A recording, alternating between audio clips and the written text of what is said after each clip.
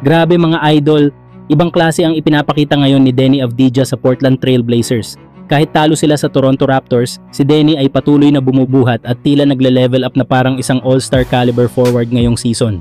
Sa laban kontra Raptors, nagpakita siya ng 25 puntos, 8 rebounds at 14 na assists habang pumukol ng 6 sa 15 field goal. Kahit hirap ang Blazers sa endgame, makikita mo kay Avdija ang control, leadership at aggressiveness na dati ay hindi ganito ka-consistent.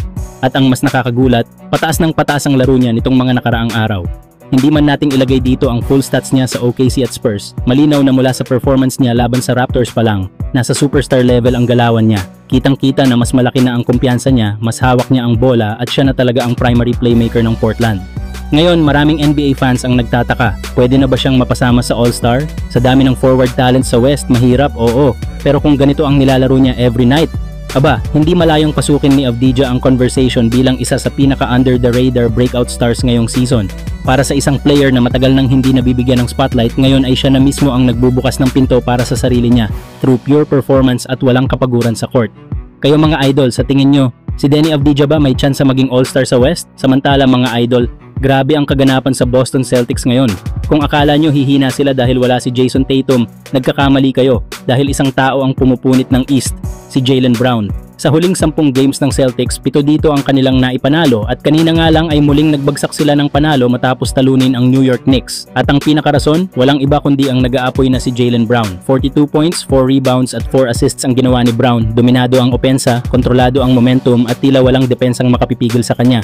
At hindi lang yan mga idol, sa huling 5 laro, literal na binubuhat ni Jaylen Brown ang Boston. Kahit wala si Tatum, nagagawa nilang talunin ang ilan sa pinakamalalakas sa East tulad ng Detroit Pistons, Cleveland Cavaliers at syempre itong Knicks na kakadapa lang sa kanila.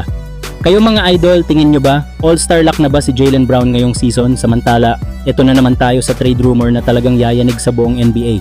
Isang massive 3-team blockbuster proposal mula sa Bleacher Report ang lumalabas ngayon at kung matutuloy ito, siguradong magbabago ang direksyon ng Mavericks, Lakers at Hornets sa isang iglap. Sa panig ng Dallas Mavericks, nakatutok sila sa isang game-changing talent, LaMelo Ball. Isang elite playmaker na kayang magbigay ng instant creativity at tempo at posibleng maging perfect complement sa kanilang superstar guard.